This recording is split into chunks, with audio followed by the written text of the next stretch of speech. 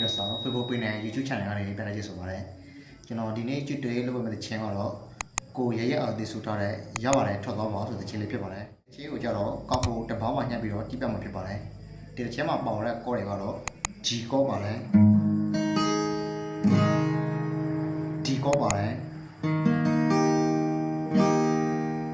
C ကော့ပါတယ်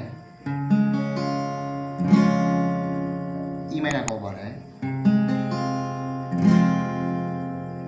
ကော့ရတော့ဒီလေးမျိုးပါပဲဒီချင်းမှာဆိုတဲ့လက်ခံကြတော့ slow go ပါ slow go ဘယ်လိုပုံစံမျိုးလဲဆိုတော့ down down up down down down up slow go ကိုစင်ပြတဲ့ပုံစံမျိုးနဲ့တီးလို့ရပါတယ်ကျွန်တော်ဒီပြမလက်ခံကြတော့ down